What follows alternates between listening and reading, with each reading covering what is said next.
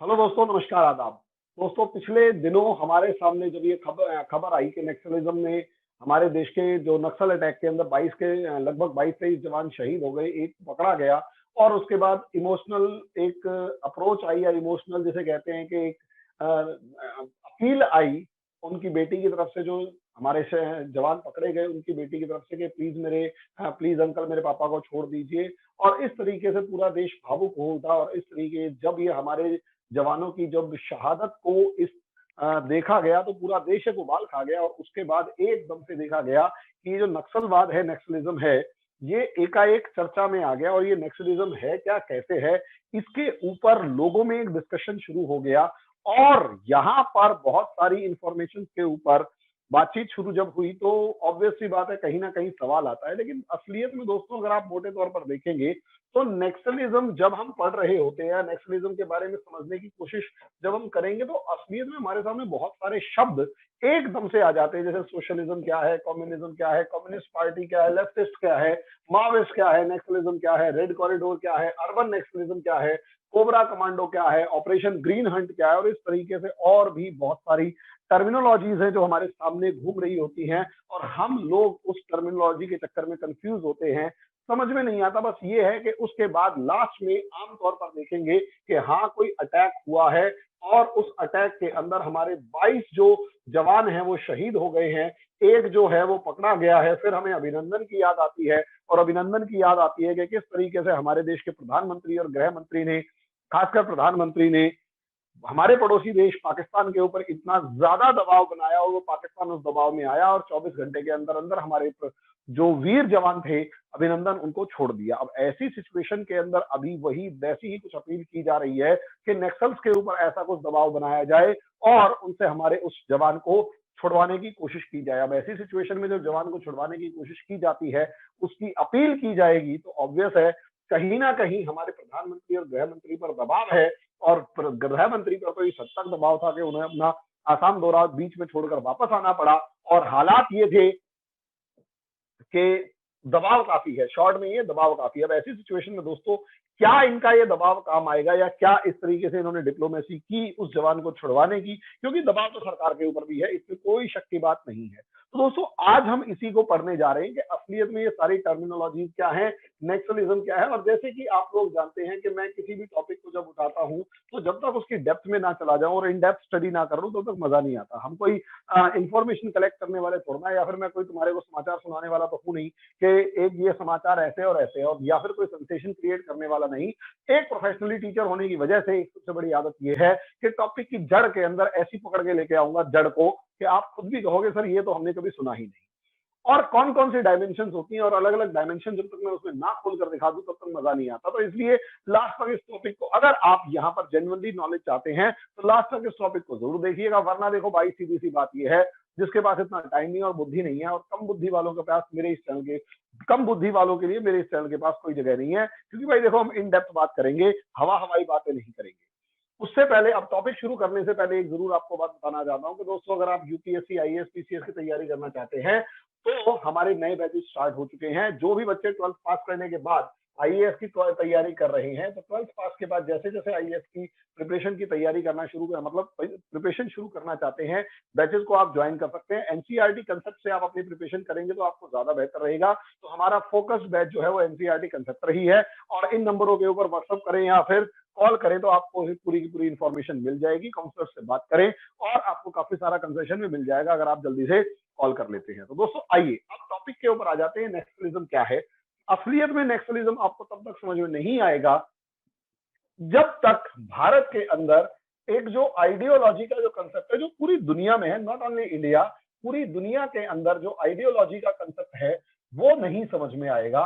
और उस आइडियोलॉजी के अंदर ये जो नक्सल्स हैं या कम्युनिस्ट जो हैं, वो किस चीज के लिए लड़ रहे हैं, वो आपको समझना बहुत ज्यादा जरूरी हो। तो समझ लीजिए आइडियोलॉजी या विचारधारा क्या होती है। विचारधारा समझने से पहले एक चीज इतना समझ लीजिए कि एक तरफ है मैन, मैन का मतलब मानव, और दूसरी तरफ है रिसोर्सेज, और असलियत में यही है संसाधन। हर आदमी को जीने के लिए, रहने के लिए, खाने पीने, खुश रहने के लिए रिसोर्सेज की जरूरत होती है। और ये माना, स्वाभाविक तौर पर ये माना जाता है कि जिसके पास जितने ज्यादा रिसोर्सेज या जितने ज्यादा संसाधन होंगे, वो और उसकी आगे आने वाली जनरेशन उतने ही ज्यादा खुश रहेगी, मौज करेगी। अब ऐसी सिचुएशन में वो और उसकी आगे आने वाली जनरेशन अगर उतने ही ज्यादा खुश रहेगी, मौज करेगी, तो हर कोई चाहता है कि मेरे पास संसाधन हो, मेरे पास रिसोर्सेज हो। वो रिसोर्सेज पेट्रोल से लेकर पैसे तक कुछ भी हो सकता है। जो भी आप सोचते हैं जिससे पैसा कमाया जाता है या फिर जो आपके जीवन की सुख सुविधा के लिए जरूरी है, वो सब चीजें रिसोर्सेज यानी संसाधन कहलाएंगे। अब यहीं से असली कहानी शुरू होती है दोस्तों। असलियत में एक तरफ मैन यानी मानव है और दूसरी तरफ उस मानव से जुड़े हुए रिसोर्सेज यानी संसाधन हैं। और असली कहानी के अंदर मानव चाहता है इस संसाधन के ऊपर कब्जा करे। अब यहीं से दो लड़ाइयां शुरू हो जाती हैं कि असलियत में इस मानव को संसाधन, इस मैन, इस ह्यूमन को रिसोर्सेज या संसाधन कैसे मिले। Way to distribution, way of distribution के ऊपर क्वेश्चन है। वे ऑफ डिस्ट्रीब्यूशन यानी डिस्ट्रीब्यूशन यानी जो बंटवारा हो वो कैसे हो। यहां दो आइडियोलॉजी निकल कर आती है इनके ऊपर, दो तरीके से। और यहीं से पूरी दुनिया की आइडियोलॉजीज डेवलप होती हैं। दो आइडियोलॉजीज अगर आप देखते हैं तो एक आइडियोलॉजी है जिसका नाम है, जो ये कहता है कि हमें तो सिर्फ फ्रीडम दे दो, कि फ्रीडम के अंदर एक ही कहता है फ्रीडम दे दो, फ्रीडम के अकॉर्डिंग यानी हमें एक स्वतंत्रता दे दो, कैपेसिटी के अकॉर्डिंग एक इंसान जितनी ज्यादा रिसोर्सेज पर कब्जा करना चाहे उतना ज्यादा कब्जा कर ले, मेहनत करना चाहे उससे वो अर्न कर ले। कब्जा नहीं कहेंगे इसे, यहां पर ये शब्द यूज करते हैं कि अर्न एज पर कैपेसिटी, जितनी ज्यादा आपके पास क्षमता है उस हिसाब से अर्न करो, जितना तुमने कमाया वो तुम्हारा। दूसरी तरफ लोग कहते हैं, दूसरी तरफ वाला जो ग्रुप है वो कहता है नहीं, यहां होना चाहिए equal distribution of resources. Equal distribution of resources यानी कि संसाधनों का समान वितरण। संसाधन जो जितने भी हैं उसके अंदर संसाधनों का समान वितरण होना चाहिए। सबके पास बराबर पैसा होना चाहिए, सबको बराबर काम मिले, सबको बराबर अपॉर्चुनिटी मिले, सबको बराबर रिस्पॉन्सिबिलिटी मिले, हर चीज बराबर मिले।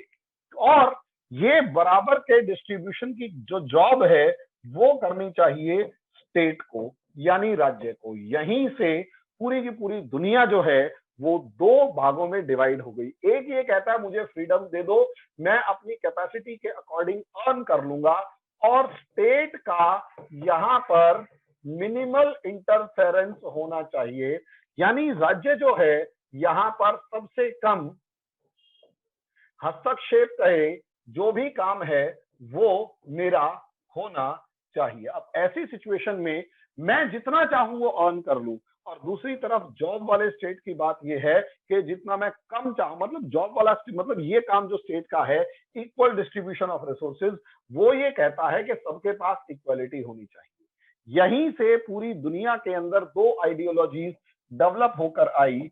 एक है कैपिटलिज्म, जो इंसान को फ्रीडम देने की बात करता है कि आपके पास जितनी ताकत है उतना कमा लो, जितनी कैपेसिटी है उतना अर्न कर लो, कोई रोक टोक नहीं है। आप जितना अमीर बनना चाहे बने, और अगर आप अमीर नहीं बनना चाहते और ज्यादा काम नहीं करना चाहते, या आपके अंदर ज्यादा क्षमता नहीं है, ज्यादा कैपेसिटी नहीं है, तो आपको अर्न नहीं, तुम्हारी इच्छा है।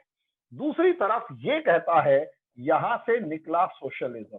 सोशलिज्म कहता है कि भैया एक इंसान बराबर है तो क्लासलेस सोसाइटी होनी चाहिए, यानी हर किसी के पास अपनी इच्छा के अनुसार होना चाहिए, क्षमता से ज्यादा। क्लासलेस सोसाइटी हो, उसके अंदर कोई क्लास ना हो, कोई ऊपर नीचे ना हो, कोई अमीर गरीब ना हो, सबके पास सब कुछ बराबर हो। ऐसी सिचुएशन के अंदर ऑब्वियस सी बात है, और ये क्लासलेस सोसाइटी बनाने का काम जो है वो स्टेट यानी राज्य का है। राज्य इस काम को जितने अच्छे तरीके से कर लेगी उतना फायदे में रहेगा। यहीं से दोस्तों असलियत में पूरी की पूरी सिचुएशन जो है वो ऊपर नीचे होती है। यहीं से पूरे का पूरा सिस्टम जो है वो चेंज होता है। इसे समझ लीजिएगा मामला क्या है। यहां इस सोशलिज्म यानी समाजवाद, को आगे बढ़ाने के लिए जो स्टेट सिस्टम होगा उसी को कम्युनिस्ट कहा जाता है या कम्युनिज्म यानी साम्यवाद कहेंगे। यानी असलियत में जो भी स्टेट, जो भी सिस्टम, एक ऐसी व्यवस्था जिसमें सबको बराबर बांटने की कोशिश की जाए, वही कहलाता है कम्युनिज्म यानी साम्यवाद। अब ऐसे में ये जो कम्युनिज्म है दोस्तों, यहीं से मामला शुरू होता है कि असलियत में सोशलिज्म की जो पूरी की पूरी आइडियोलॉजी थी, यानी समाजवाद की जो पूरी का पूरा विचारधारा थी, वो कार्ल मार्क्स ने दी थी।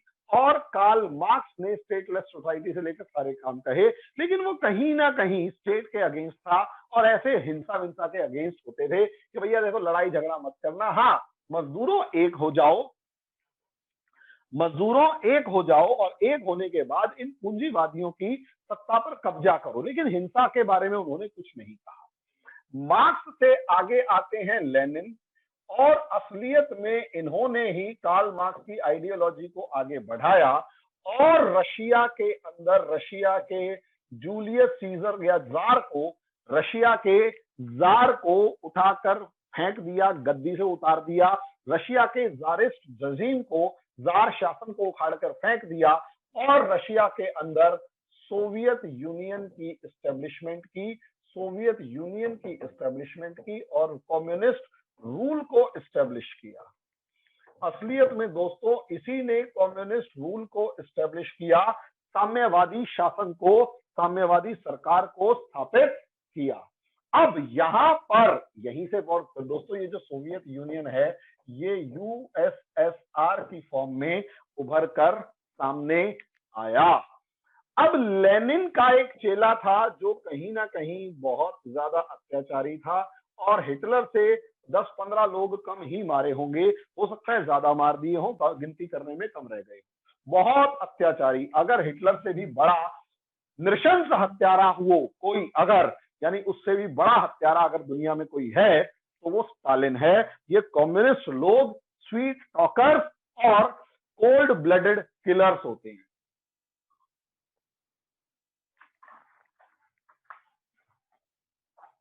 कोल्ड ब्लडेड किलर्स होते हैं स्टालिन जैसे लोग, मतलब कम्युनिस्ट लोगों के ऊपर। मेरी तो विचार यही है।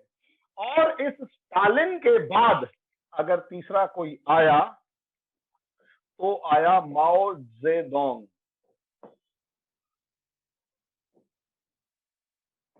जो भी यार इसका नाम देख लेना, माओ। अब यहीं से अलग अलग विचारधाराएं हैं जिसमें माओ ये साफ शब्दों में कहता है कि की of power comes from the barrel of the gun. Key of power comes from barrel of the gun. Comes from barrel of the gun. Barrel of the gun. के सत्ता की चाबी बंदूक की नाल से निकलती है। यानी ये कार्ल मार्क्स जो हिंसा को अपोज कर रहे थे, माओ जेडोंग ने खुल के कहा कि इन कैपिटलिस्टों को मारो, कब्जा करो सत्ता पर, गोली चलाओ, हमले करो, जो करना है करो। तो असलियत में ये जो भी हम कम्युनिज्म की बात करते हैं, कम्युनिस्टों की बात करते हैं, वो असलियत में मोटे तौर पर 4 विचारधाराओं को सपोर्ट करते हैं। या तो वो मार्क्स की बात करेंगे या लेनिन की बात करेंगे और कुछ लोग स्टालिन की बात करेंगे, लेकिन स्टालिन को बहुत ज्यादा नहीं माना जाता। लेकिन जो सबसे ज्यादा इंपॉर्टेंट है, बहुत मैक्सिमम लोग माओ की बात करेंगे। और यही रीजन है कि असलियत में, और दूसरी सबसे बड़ी बात, इनकी खास बात ये है कि ये मानते हैं, जो कम्युनिस्ट लोग हैं ये मानते हैं कि इस दुनिया में, ये जो कम्युनिस्ट लोग हैं ये मानते हैं कि इस दुनिया में ओनली 2 क्लासेस, इस दुनिया में ना तो धर्म है, ना जाति है, ना प्रजाति है, कुछ नहीं है, सिर्फ 2 क्लास हैं। एक अपर क्लास है जो अमीर है और एक लोअर क्लास है जो कि गरीब है। यानी इसके अंदर ये साफ शब्दों में कहते हैं ये हैव्स हैं और ये हैव नॉट्स हैं। यानी एक वो है जिनके पास सब कुछ है और एक वो है जिनके पास कुछ भी नहीं है, बाकी कुछ नहीं होता। अब ऐसी सिचुएशन में कैसे मान सकते हो कि एक के पास सब कुछ है और दूसरे के पास कुछ भी नहीं है? ऐसा नहीं होता, लेकिन फिर भी ये मानते हैं और यही रीजन है। वो ये कहते हैं कि जो लोअर क्लास है उसकी पूरी दुनिया में हालत एक जैसी है और जो अपर क्लास है उसकी पूरी दुनिया में हालत एक जैसी है, और पूरी दुनिया में ये जो अपर क्लास है ये पूरी दुनिया के लोअर क्लास का खून चूस कर अपने पेट भर रही है, आगे बढ़ रही है। अब ऐसी सिचुएशन में ये साफ कहते हैं कि लोअर क्लास को कि ए दुनिया के मजदूरों, मजदूरों किसानों सब, कि ए दुनिया के मजदूरों एक हो जाओ और फैक्ट्रियों और जहां जहां से पैसा मिल रहा है उस पर कब्जा करो।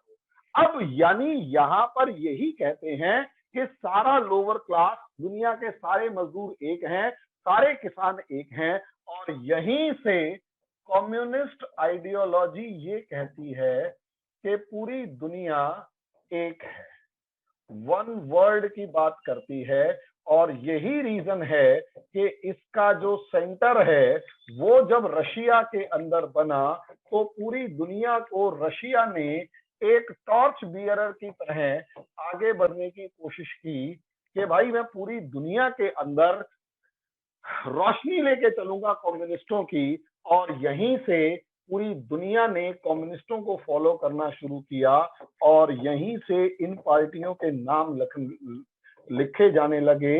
कम्युनिस्ट पार्टी यानी एक कम्युनिस्ट पार्टी है ऑफ इंडिया की है तो इंडिया, पाकिस्तान की है तो पाकिस्तान, चाइना की है तो चाइना, और सभी की सभी जो कम्युनिस्ट पार्टियां हैं वो ये मानकर चलती हैं कि हेड ऑफिस जो है वो इनका मॉस्को रशिया के अंदर है, मॉस्को रशिया के अंदर है। तभी ये लोग head office Communist Party of India है, जैसे Bharatiya Janata Party, All India National Congress या All India Congress, All India National Congress या इंडियन नेशनल कांग्रेस, कि इंडिया की एक नेशनल कांग्रेस है। भारतीय जनता पार्टी भारत के लोगों की एक पार्टी है, लेकिन ये क्या है, कम्युनिस्ट पार्टी की एक ब्रांच इंडिया में है। 1925 में बनी थी कम्युनिस्ट पार्टी की एक ब्रांच जो है वो इंडिया में है, इसीलिए ये कहते हैं कम्युनिस्ट पार्टी ऑफ इंडिया। और यही रीजन है। फिर अब ऑब्वियस सी बात है, ये एक बात क्या कहते हैं सीपीआई वाले, कम्युनिस्ट पार्टी ऑफ इंडिया। अब इन्हें ये तो कह दिया कि भैया ये कम्युनिस्ट पार्टी ऑफ इंडिया यानी भारत की कम्युनिस्ट पार्टी, लेकिन समस्या इनके साथ यही आती है कि ये कौन सी वाली आइडियोलॉजी को मानते हैं। ये मार्क्सिस्ट हैं, ये लेनिनिस्ट हैं, ये माओविस्ट हैं, या फिर मार्क्सिस्ट और लेनिनिस्ट के बीच की विचारधारा को मानते हैं। तभी आप देखोगे सीपीआई-एम, सीपीआई-एल, सीपीआई-एमएल या फिर माओविस्ट, माओवादी। अब यहां ये जो माओवादी होते हैं जिनको सिखाया ही ये जाता है कि सत्ता की चाबी बंदूक की नाल से निकलती है, तो सबसे खतरनाक ये ही वाले प्राणी होते हैं। और जो हम नक्सलिज्म कह रहे हैं वो यहीं से निकलता है।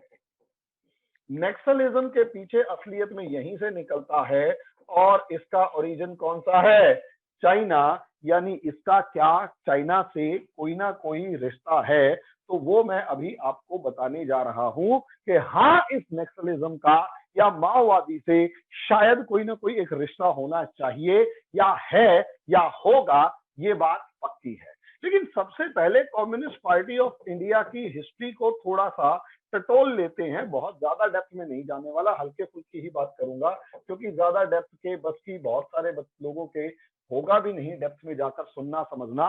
वो सिर्फ हल्का फुल्का नॉलेज रख के ही आगे बढ़ना चाहते हैं, और वैसे भी तुमने कौन सी पीएचडी करनी है यार, हल्की फुल्की नॉलेज रखनी चाहिए। और उस हल्की फुल्की नॉलेज का मतलब यही है कि असलियत में communist Party of India Russia की रेवोल्यूशन के बाद 1925 में भारत में भी बनी। लेकिन इनकी खास बात ये थी कि ये जो सीपीआई थी, ये असलियत में जो आइडियोलॉजी थी या फिर जो प्लानिंग थी, वो सिर्फ और सिर्फ रशिया से लेना चाहते थे कि भाई रशिया ही सारी प्लानिंग बता दे, वहां जो प्लान फुलफिल होगी वही हम इंडिया में एग्जीक्यूट करेंगे। और यही रीजन है जैसे जैसे रशिया के अंदर सिचुएशन बदलती, वैसे वैसे इस सीपीआई वाले जो इंडिया के अंदर थे, इनकी भी सिचुएशन लगातार बदलती चली जाती और ये हमेशा कंफ्यूज रहते कि करें क्या और क्या ना करें, क्योंकि रशिया की प्रॉब्लम्स अलग हैं, इंडिया की प्रॉब्लम्स अलग हैं। रशिया के मजदूरों की प्रॉब्लम ठंड गर्मी सर्दी दूसरी होगी, दारू पीने की होगी, यहाँ तो दूर दूर तक सिचुएशन नहीं है।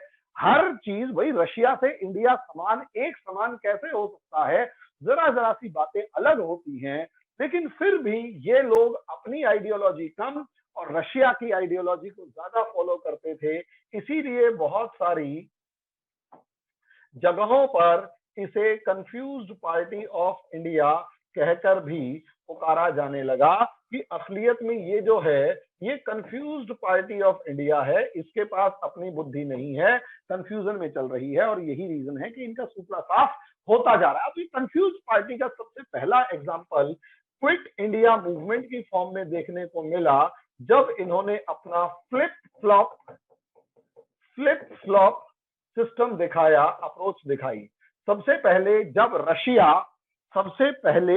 रशिया जर्मनी का दोस्त था, मोलोटोव रिबेनट्रॉप पैक्ट हो चुका था रशिया और जर्मनी के बीच में, तो ऐसी सिचुएशन के अंदर रशिया और जर्मनी को दोस्त माना जा रहा था, तो सीपीआई वालों ने opposed Quit India Movement, opposed QIM, खुल के अपोज किया कि भैया हम इसको सपोर्ट नहीं करते, क्योंकि जर्मनी रशिया का दोस्त है, जर्मनी रशिया का दोस्त है, तो हम जर्मनी का अपोज नहीं कर सकते। और क्विट इंडिया मूवमेंट का सपोर्ट करने का सीधा सीधा मतलब है ब्रिटिश का अपोज करना। अब ऐसी सिचुएशन में ब्रिटिश का अगर अपोज करोगे, सॉरी इसको अपोज नहीं, यहां इन्होंने क्यूआईएम को किया सपोर्ट, क्यूआईएम को इन्होंने सपोर्ट किया शुरू के अंदर। क्यों सपोर्ट किया? क्योंकि क्यूआईएम अगर क्यूआईएम को सपोर्ट करोगे तो सीधी सी बात यह है, क्यूआईएम को सपोर्ट करने का मतलब ब्रिटिश को अपोज करोगे और ब्रिटिश को अपोज करने का मतलब यह होगा कि सपोर्ट जर्मनी प्लस रशिया, क्योंकि रशिया तो जर्मनी का दोस्त था। ऐसे में सीपीआई वालों ने क्विट इंडिया मूवमेंट को सपोर्ट किया और बहुत अच्छे से किया, लेकिन थोड़े दिन बाद पता लगा जर्मनी अटैक्ड रशिया, जर्मनी ने रशिया पर अटैक कर दिया और जैसे ही जर्मनी ने रशिया पर अटैक किया, सीपीआई वालों ने स्टार्टेड अपोजिंग क्यूआईएम और साफ कहा कि भाई अब रशिया और ब्रिटेन दोस्त हो गए हैं, क्योंकि रशिया और ब्रिटेन दोस्त हो गए हैं तो ब्रिटेन का अपोज करने का मतलब ये है कि हम जर्मनी को सपोर्ट करेंगे और जर्मनी को सपोर्ट करने का मतलब ये है कि हम रशिया को अपोज करेंगे और रशिया को अपोज करने का मतलब ये है कि हमारे तो माई बाप रशिया वाले हैं, तो हम माई बाप को अपोज कैसे कर सकते हैं, इसलिए हम इस क्विट इंडिया मूवमेंट का अपोज करते हैं। और यही रीजन है सबसे पहली इनको कंफ्यूजन वहां नजर आई। उसके बाद जब इंडिपेंडेंस का टाइम आया दोस्तों, तो असलियत में इंडिपेंडेंस के टाइम पर इस क्विट इंडिया मूवमेंट, सॉरी इस जो कम्युनिस्ट पार्टी ऑफ इंडिया थी, इसने एक खास बात ये दिखाई और स्पष्ट शब्दों में क्लियर वर्ड्स में ये कहा कि भारत के 30 से लेकर 32 पार्ट्स कर दो और सबको आजाद कर दो।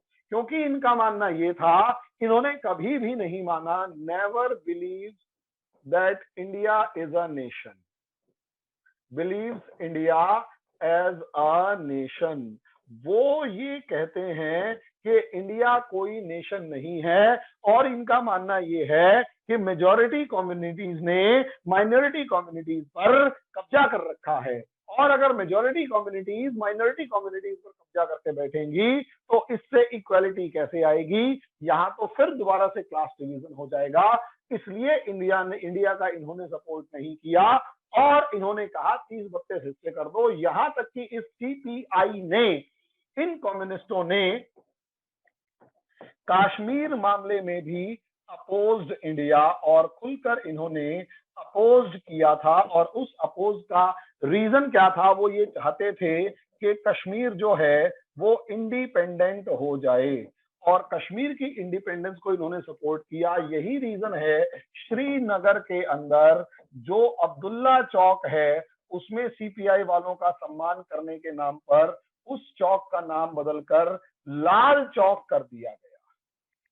सोचकर देखिए, श्रीनगर में, क्योंकि श्रीनगर की जो स्वतंत्रता थी उसको सपोर्ट किया था, तो उसका नाम बदलकर क्या कर दिया गया, लाल चौक कर दिया गया। और जब उसका नाम बदलकर लाल चौक कर दिया गया तो अंदाजा लगा सकते हैं सीपीआई वालों की हालात क्या रही। लेकिन फिर भी क्योंकि कम्युनिस्ट पार्टी ऑफ इंडिया जो थी वो कहीं ना कहीं जो है कॉमन मासेस के मुद्दों से जुड़ी रही, और कॉमन मासेस यानी आम आदमी के मुद्दों से जुड़ी रही और बिल्कुल ग्राउंड लेवल पर एफर्ट करती रही, इसीलिए सबसे पहले कांग्रेस के अगेंस्ट अगर कोई पार्टी खड़ी हो पाई तो वो कम्युनिस्ट पार्टी ऑफ इंडिया थी, और सबसे पहले केरला के अंदर ये सरकार बनाने में कामयाब भी हो गए, क्योंकि इस सीपीआई के पास इस आइडियोलॉजी को सपोर्ट करने वाला एक काडर होता है, और वो काडर जल्दी से अपनी विचारधारा नहीं बदलता। और यही रीजन है, कांग्रेस को सबसे पहले चुनौती देने वाली अगर कोई पार्टी थी तो वो सीपीआई थी। अगर फिर भी ये सीपीआई एक पॉलिटिकल पार्टी की फॉर्म में होती तो मुझे कोई समस्या नहीं थी, लेकिन असलियत में प्रॉब्लम ये है कि सीपीआई की खुद की दूसरी प्रॉब्लम थी, और असली सीपीआई का रंग जो दिखाई देने लगा वो कहीं ना कहीं 1964, अगर आप देखोगे, जवाहरलाल नेहरू डाइड, और ऐसी सिचुएशन में एक इंपॉर्टेंट पार्टी जो वहां पर इंडिया में खड़ी थी वो सीपीआई थी। अब ऐसे में 1967 में जब कहीं ना कहीं इंदिरा गांधी और सिंडिकेट मोरारजी देसाई वगैरह की डिस्प्यूट क्रिएट हुई, तो यहां 1967 में सीपीआई सपोर्टेड इंदिरा गांधी, सोचकर देखिए, जो कांग्रेस और सीपीआई के बीच में 36 का आंकड़ा था, वही सीपीआई कांग्रेस की गवर्नमेंट को सपोर्ट कर रही है, इंदिरा गांधी की गवर्नमेंट को सपोर्ट कर रही है। और ये 1967, 68, 69 की बात है, और इसके बदले में सीपीआई ने कोई मिनिस्ट्री नहीं मांगी, कोई अलायंस नहीं किया, कुछ नहीं किया जो कि खबरों में हो। लेकिन अगर दूसरी तरफ देखोगे, as blamed by some critics of CPI, communist in India, कम्युनिस्टों के जो क्रिटिक हैं, आलोचक हैं, जैसा कि वो दावा करते हैं, कम्युनिस्ट ऑफ इंडिया ने क्या किया, इन लोगों ने एजुकेशनल इंस्टीट्यूशंस के ऊपर कब्जा करना शुरू कर दिया, और वहां से इंडिया की started deciding the ideology of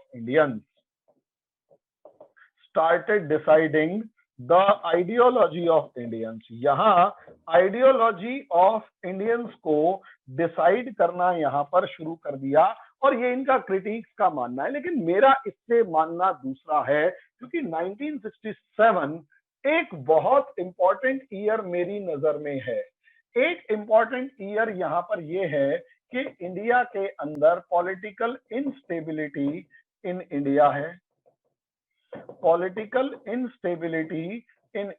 Bharat के अंदर ये पॉलिटिकल इंस्टेबिलिटी थी।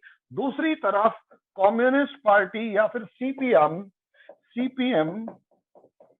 सीपीआई गेनिंग स्ट्रेंथ, वो जो है वो ताकत इकट्ठा कर रही थी, उसकी पोजीशन मजबूत हो रही थी।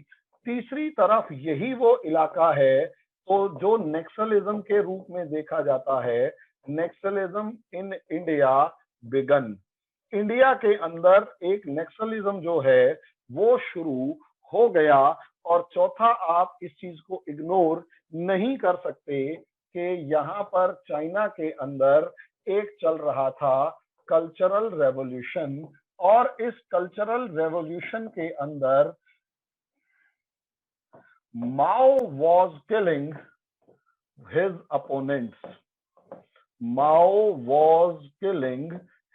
अपोनेंट्स, और मेनली आइडियोलॉजिकल अपोनेंट्स को माओ किल कर रहा था। तो ये एक उम्मीद की जा सकती है कि जो कम्युनिस्ट पार्टी, और यही रीजन है कि यहाँ पर इंडिया के अंदर भी माओविस्ट्स का जन्म होता हुआ दिखाई देता है। इंडिया के अंदर भी माओविस्टों का जन्म होता हुआ दिखाई देता है। समझे? माओविस्टों का जब जन्म होता हुआ दिखाई देगा तो ऑब्वियस सी बात है, यहां से सिचुएशन जो है वो आगे बढ़ती हुई नजर आएगी। 1967 से लेकर और अप्रोक्सीमेट 1980 तक ये जो था, ये फर्स्ट फेज माना जा सकता है नक्सलिज्म का। लेकिन 1980 के बाद जब इंडिया थोड़ी थोड़ी प्रोग्रेस कर रहा था, तो अप्रोक्सीमेट 2000 के आसपास तक अगर आप देखते हैं तो यहां पर सीपीआई या लेफ्ट पार्टीज जो हैं वो strongest in India, strongest in India after Congress. Congress के बाद ये सबसे ज्यादा बड़ी और स्ट्रॉन्गेस्ट पार्टी थी। इससे अंदाजा लगाइए कि 1989 के इलेक्शन के अंदर शायद कांग्रेस को अगर 161 सीट्स मिली थी तो सीपीआई वालों को 141 सीट्स मिली थी। और ऐसी सिचुएशन में, या शायद 200 सीट्स मिली हो, I am not sure about it, शायद 200 के करीब सीट्स, हाँ शायद 200 के करीब सीट्स थी, इनको चेक कर लीजिएगा। लेकिन 85 सीट्स जो हैं वो बीजेपी को भी मिली थी। अब ये बीजेपी कौन है? Nationalist party. ये सीपीआई कौन है? एक कम्युनिस्ट पार्टी। और ये कम्युनिस्टों का और नेशनलिस्टों का 36 का आंकड़ा शुरू से रहता है। हमेशा ये दोनों आर्क राइवल हैं एक दूसरे के, सीपीआई वाले और कम्युनिस्ट। गजब की इनकी दुश्मनी होते हैं नेशनलिस्ट और कम्युनिस्टों की।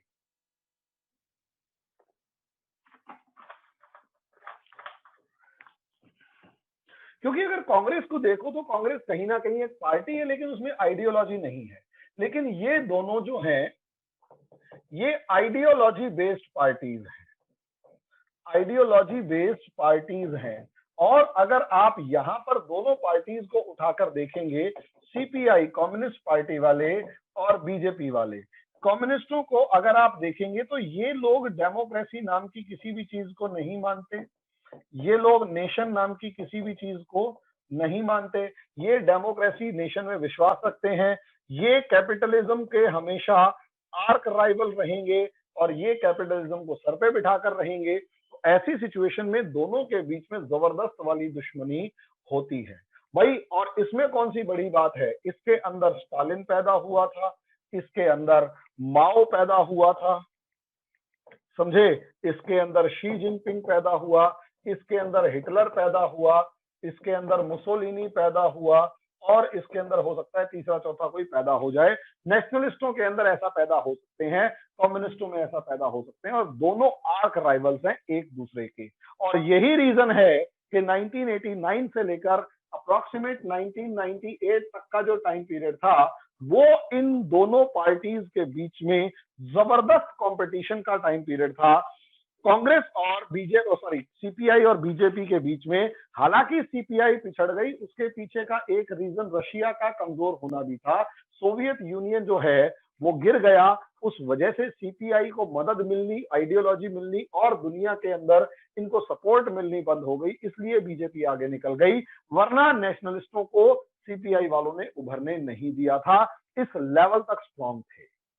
और यही रीजन है कि अप्रोक्सीमेट 1996 या चलो 2000 तक मान लिया जाए, तो 2000 तक ये कम्युनिस्ट और यहां तक कि नक्सल ये सारे कमजोर होते हुए नजर आए और इतना ज्यादा इनका दबदबा इंडियन पॉलिटिक्स में नहीं रहा। अब एकदम से थर्ड फेज कहो या रिवाइवल कहो, वो अप्रोक्सीमेट 2004 से नजर आता है। और 2004 से जो ये रिवाइवल नजर आता है, ये पूरी दुनिया को चौंका देने वाला है, ये पूरी दुनिया को चौंका देने वाला है। अब ये कैसे चौंका देने वाला है, इसे समझिए। 2004 के अंदर अगर आप देखते हैं तो इंडिया में एक कांग्रेस गवर्नमेंट आई, और इस कांग्रेस गवर्नमेंट की खास बात ये थी कि ये एक कोalition गवर्नमेंट थी, और इस कोalition गवर्नमेंट को सीपीआई सपोर्ट था। अब ऐसी सिचुएशन में कोalition गवर्नमेंट को सीपीआई का सपोर्ट था, हम ये मानकर चल रहे हैं। लेकिन दूसरी तरफ 2004 के अंदर ही अगर आप देखते हैं यहां पर, तो इधर revival of Naxal movement in India शुरू हो गया। Revival of Naxal movement in India शुरू हो गया। और तीसरी तरफ यहां अगर आप रिवाइवल ऑफ नक्सल मूवमेंट की बात देखोगे, तो तीसरी तरफ यहां पर rise of China started. Rise of China started, चीन का भी उदय होना शुरू हो गया। अब सोचकर देखिए, ये तीन चीजें आप कहोगे इन तीनों का आपस में क्या लेना देना है, और मैं कहूंगा इनका मेरे हिसाब से आपस में काफी लेना देना है। क्यों? क्योंकि असलियत में अगर आप इस चाइना को वर्ल्ड मैप पर देखोगे, चाइना को अगर आप एशिया के अंदर देखोगे, तो एशिया के अंदर चाइना लार्जेस्ट कंट्री है और इसके बराबर का एरिया और एरिया प्लस पॉपुलेशन किसी की नहीं है। लेकिन इसको इसी एशिया में चाइना के राइज को चैलेंज करने वाली अगर कोई पावर है तो वो इंडिया है। और अगर आप देखोगे तो गीता गोपीनाथ के आज के लेक्चर के अंदर भी आपको ये नजर आएगा, जो आईएमएफ की क्या नाम है इकोनॉमिक एडवाइजर हैं, कि चाइना को काउंटर करने या चाइना को बीट करने का पोटेंशियल इंडिया में है। और अगर इंडिया की यही इकोनॉमिक ग्रोथ कॉन्टिन्यूटी में बनी रही, लगातार बनी रही, तो आने वाले समय में इंडिया को काफी ज्यादा बेनिफिट होने वाला है, फायदा होने वाला है, फायदा होने वाला है, बेनिफिट होने वाला है। अब ऐसी सिचुएशन में अगर आप यहां पर देखते हैं तो ये इंडिया है, और इंडिया को ऑब्वियस सी बात है, इंडिया जो है वो सेकंड लार्जेस्ट कंट्री और सेकंड लार्जेस्ट पॉपुलेशन इसके पास है, पोटेंशियल है, एरिया है, पॉपुलेशन है, सब चीजें इंडिया के पास हैं। और यही रीजन है China always took India as a threat to its rise in Asia. China always took India, always took India as a challenge or possible threat to rise of to dominance of China. और वो है भी dominance of China, वो है भी। तो ये जो कंसेप्ट है जिसमें चाइना का एंगल अगर यहां घुस रहा है, तो यहां मुझे इंडिया का मिनरल रिच एरिया दिखाई देगा और यहां मुझे रेड कॉरिडोर दिखाई देगा। अब यहीं से ये दोनों चीजें सामने आती हैं, एक दूसरे को समझने की जरूरत है कि चाइना क्या मतलब मिनरल रिच रीजन क्या है और रेड कॉरिडोर क्या है। मिनरल रिच रीजन क्या है और रेड कॉरिडोर क्या है। असलियत में अगर आप इसे मैप में थोड़ा सा समझेंगे तो यहां आपको दिखाई देगा कि इंडिया के मैक्सिमम रीजन में अगर आप देखते हैं तो हमारे सबसे ज्यादा मिनरल रिसोर्सेज इस इलाके में मौजूद हैं। ये पूरा झारखंड वाला इलाका, पूरा ये उड़ीसा वाला बेल्ट, आंध्र प्रदेश वाला बेल्ट, और कुछ ये वाला इलाका और ये वाला इलाका, ये पूरा इलाका जो है इंडिया के मैक्सिमम मिनरल रिसोर्सेज आपको यहीं पर मिलेंगे। बहुत सारे मिनरल्स यहां पर मिलेंगे। अब अगर इंडिया इन मिनरल्स को अच्छे तरीके से यूटिलाइज कर लेता है तो आपका इंडस्ट्रियल रेवोल्यूशन कामयाब हो जाएगा। और इंडस्ट्रियल रेवोल्यूशन अगर आपका कामयाब होगा तो चाइनीज कंपनीज को असलियत में आप कंपटीशन देना शुरू कर देंगे। और कंपटीशन अगर चाइनीज कंपनीज को देंगे तो कहीं ना कहीं चाइना इस चीज को झेल नहीं पाएगा और नेगेटिव इंपैक्ट होगा। इसीलिए एक प्लान जो कि अनडिक्लेयर्ड सा प्लान है वो बनाया गया और उसे कहा गया रेड कॉरिडोर। रेड कॉरिडोर के अंदर दो चीजें, यहां पर एक ये रेड कॉरिडोर शुरू होता है नेपाल से और वो आगे बढ़ते बढ़ते इंडिया के लगभग लगभग 40% रीजन के ऊपर फैला हुआ होता है और 160 के करीब डिस्ट्रिक्ट्स ऑफ इंडिया जो हैं वो तो वर्स्टली अफेक्टेड बाय दिस नेक्सलिज्म दिखाई देते हैं। और यहां एक स्लोगन आता है पशुपति टू तिरुपति, पशुपति टू तिरुपति। ये पूरी की पूरा जो इलाका है, अगर ये रेड कॉरिडोर हो जाए, ये पूरा अगर रेड कॉरिडोर हो जाए और इंडियन गवर्नमेंट इस रेड कॉरिडोर को क्रॉस ना कर पाए, तो गारंटी की बात है इस नॉर्थ ईस्ट को काटना चाइना के लिए बहुत आसान हो जाएगा और इंडिया के टुकड़े टुकड़े होते हुए देर नहीं लगेगी। ये एक रेड कॉरिडोर प्लान जो एक टाइम पर था वो गजब लेवल का प्लान था और इसीलिए यहां इस इलाके के अंदर नेक्सलिज्म माओइज्म की उस फिलॉसफी को आगे बढ़ाया गया जिसके अंदर खुले तौर पर यह कहा गया कि इस इलाके को इंडिया से कट कर दो। और चाइना को क्या फायदा भाई साहब? चाइना को अल्टीमेट लेवल पर फायदा ये कि यहां ये भारत की कमजोरी है जिसे कहा गया क्या, चिकन नेक। अगर पूरा इलाका ये वाला,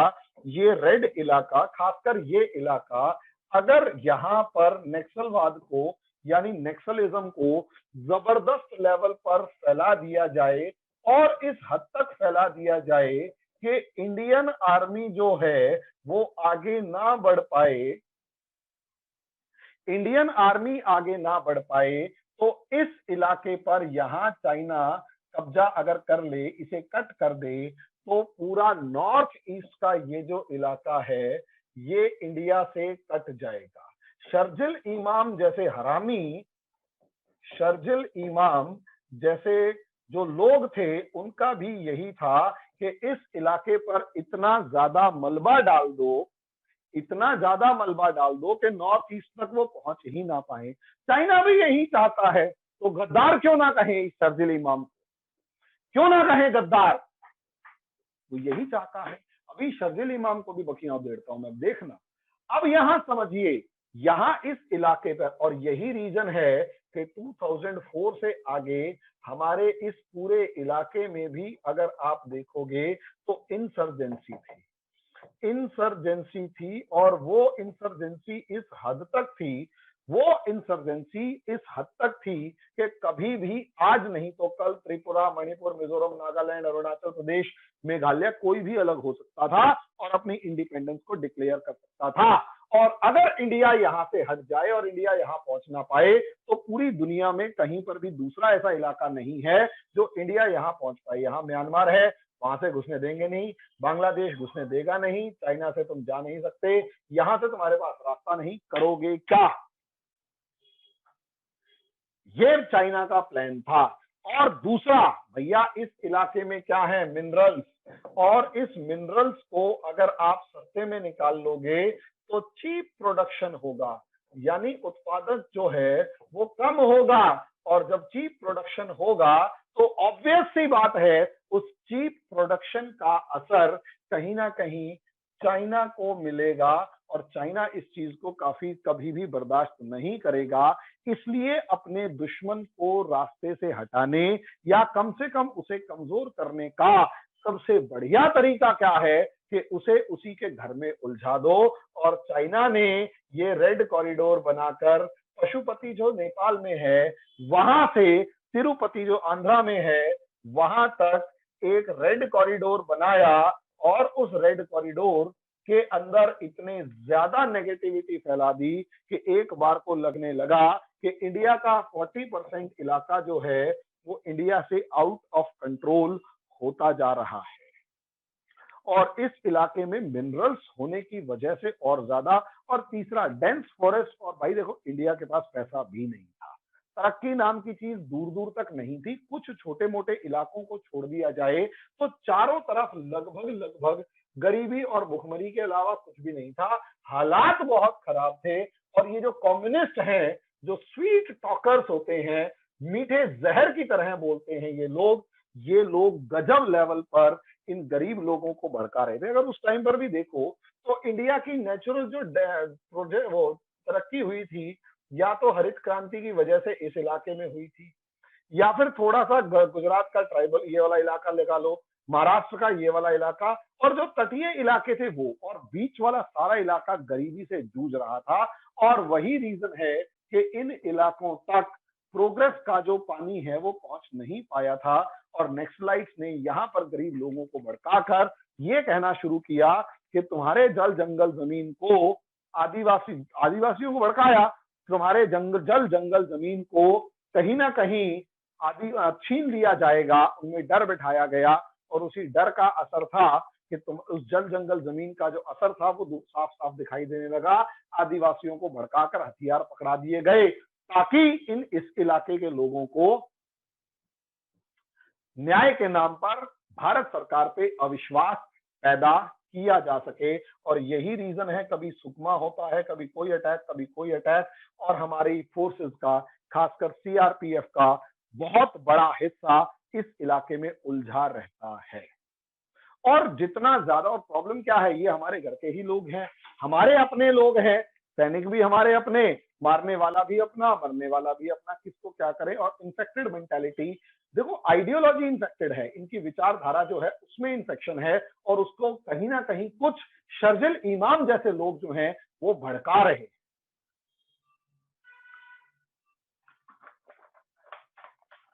शर्जिल इमाम जैसे लोग जो हैं वो भड़का रहे हैं, और हमारे जो भोले भाले आदिवासी हैं वो हथियार उठा रहे। अब प्रॉब्लम समझो क्या थी, इन्होंने यहां से ये देखा कि ये 1967 से लगे हुए हैं, और इन्होंने प्लान बनाया था कि लगभग 10 साल के अंदर हम दिल्ली में, भारत में अपनी सरकार बना लेंगे और कम्युनिस्ट रूल लागू कर देंगे, कम्युनिस्ट शासन यहां पर लागू कर दिया जाएगा। लेकिन 2014 आ चुका है, और 2014 तक वो जो बीजेपी किसी टाइम पर सबसे ज्यादा कमजोर थी, कार्डर बेस्ड पार्टी है, आइडियोलॉजी बेस्ड पार्टी है, नेशनलिस्ट पार्टी है, वो ताकतवर बनकर उभर रही है। और अब ये और ज्यादा ताकतवर हो रही है। इसी वजह से इस राइज ऑफ बीजेपी ने इन कम्युनिस्टों को होपलेस कर दिया। अब इनका एक नया प्रपंच निकल कर आया।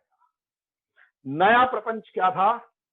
अर्बन नेक्सलिज्म। ये इलाका है, और आए दिन कहां कहां हमारे कौन कितने सैनिक शहीद होते हैं उनको देखेंगे। ये नया प्रपंच था अर्बन नेक्सलिज्म। अब दोस्तों ये अर्बन नेक्सलिज्म क्या है, इसे थोड़ा सा समझ लेते हैं। अर्बन नेक्सलिज्म को इन्होंने सीधी सीधी एक बात करी, और देखिए एक बात समझ लीजिए मेरे दिमाग में क्या चल रहा है। इस चीज को दुनिया में कोई व्यक्ति प्रूव नहीं कर सकता जब तक कि उसकी कोई रिकॉर्डिंग ना हो, कहीं लिखा हुआ ना हो। अब ये बुद्धिमान लोग, और मैंने कहा कम्युनिस्ट सबसे ज्यादा बुद्धिमान होते हैं, सबसे ज्यादा बुद्धिमान। लेकिन ये जो आइडियोलॉजी है ये करप्ट है, फ्रस्ट्रेटेड है। एक मूवी है बुद्धा इन अ ट्रैफिक जैम, देखिएगा, गजब मूवी है बुद्धा इन अ ट्रैफिक जैम। हालांकि उसमें बहुत सारी इंडियन सिस्टम की भी कमियां हैं, लेकिन ये लोग किस तरीके से पागल हो जाते हैं अपनी आइडियोलॉजी को मनवाने के लिए, और किसी का कत्ल तक कर सकते हैं, वो आपको दिखाई देगा।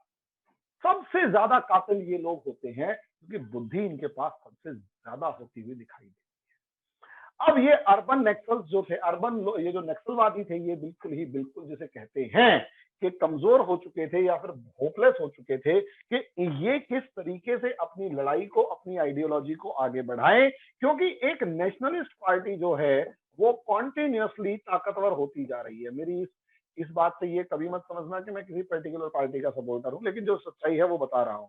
अगर एक पार्टी ताकतवर हो रही है तो मैं ये थोड़ा कहूंगा वो कमजोर हो रही है, ताकतवर हो रही है। अब उसकी वजह से दूसरी पार्टी को अगर नुकसान हो रहा है तो मैं वो भी बताऊंगा कि वो दूसरी पार्टी को नुकसान कैसे हो रहा है।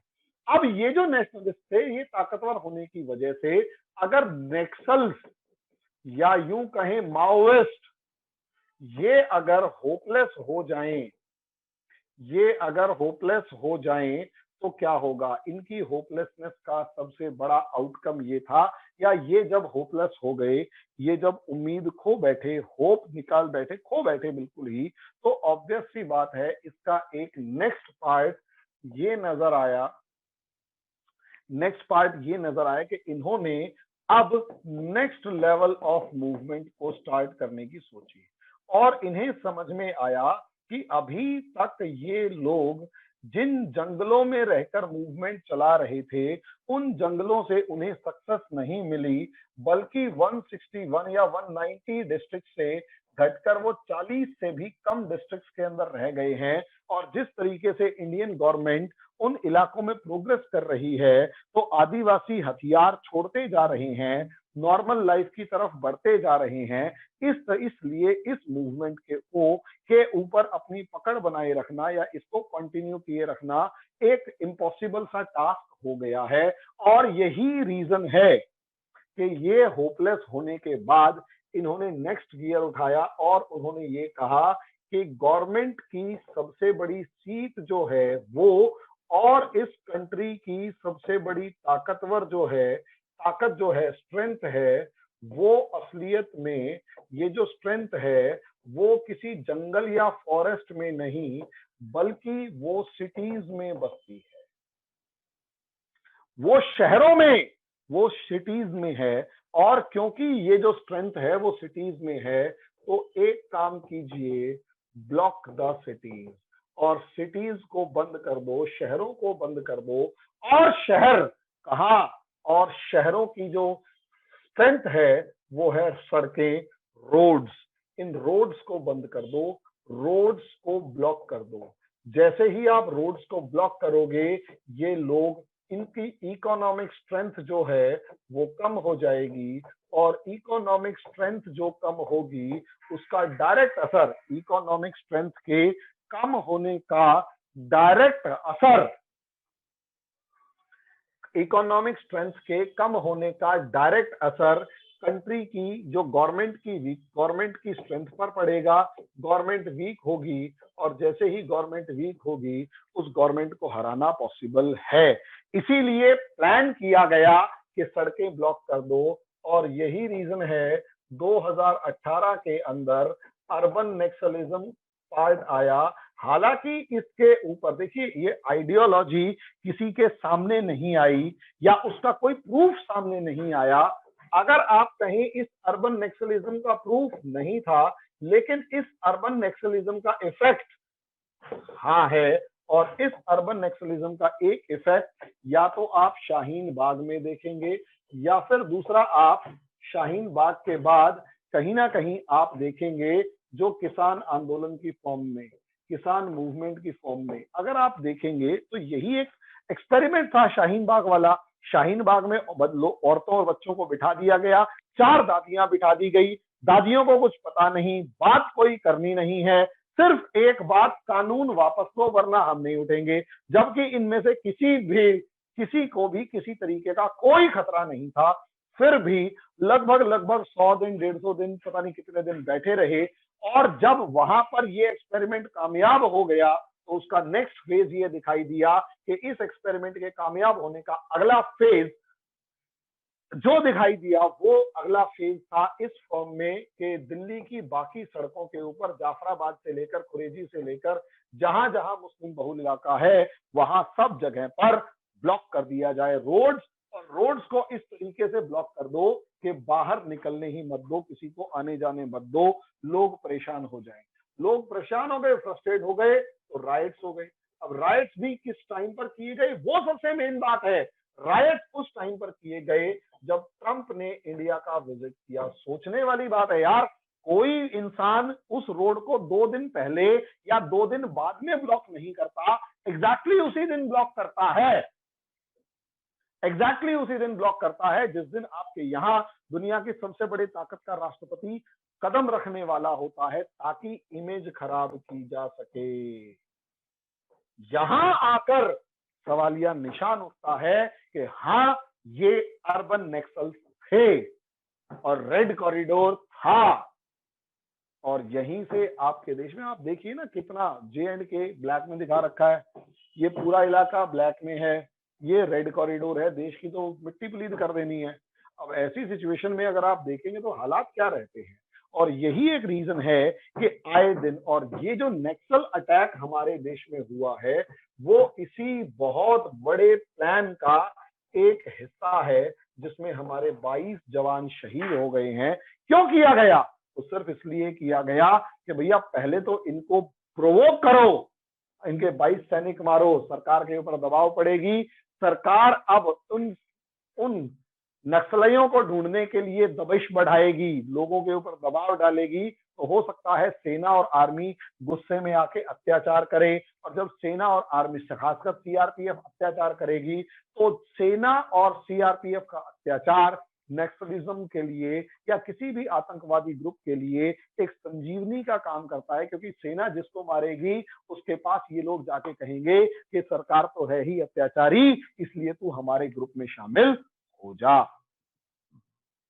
सरकार तो है ही अत्याचारी, तू हमारे ग्रुप में शामिल हो जा। और जब ये हमारे ग्रुप में शामिल होने के लिए कहेंगे तो सरकार जितना दबाव डालेगी उतने ज्यादा उनकी संख्या और सेना बढ़ेगी, और सरकार जितना कम, अब सरकार नहीं चुप बैठेगी तो सरकार पर वैसे दबाव बढ़ेगा। ये इन लोगों की स्ट्रेटेजी होती है दोस्तों, ये इन लोगों के काम करने का तरीका होता है। हम जो एक इवेंट देख रहे हैं जिसके अंदर हम ये कह रहे हैं कि हमारे जवान शहीद हो गए, हम ये कह रहे हैं कि हमारे जवान शहीद हो गए, लेकिन असलियत में दोस्तों ये जवान शहीद होने से कहीं ज्यादा बड़ी बात ये है कि हमारे देश के टुकड़े करने की ये पूरी कोशिश है। हमारे देश के टुकड़े करने की ये पूरी कोशिश है, और यहाँ पूरे डेमोक्रेटिक सिस्टम को उखाड़ फेंकने के बाद, यहाँ पर किसी भी तरीके से डेमोक्रेटिक सिस्टम को उखाड़ने के बाद, उखाड़ फेंकने के बाद अगला तरीका, अगला स्टेप जो होगा वो ये होगा, यहाँ पर communist rule, one party rule और इंडिया के टुकड़े करने की प्लानिंग की जाए। तो दोस्तों आपका इस मामले में क्या विचार है, कमेंट बॉक्स में लिखकर जरूर बताएं, और आपकी जो भी सजेशंस हो वो भी बताएं, और जो आप इंक्वायरी करना चाहते हैं वो भी बताएं, और कोई क्वेश्चंस वगैरह हो वो भी पूछें, बताएं, और हम हमसे कम्युनिकेट करेंगे तो ज्यादा बेहतर रहेगा। तो इस वीडियो के लिए दोस्तों इतना ही, धन्यवाद। You can download our app from Play Store for free live demo classes.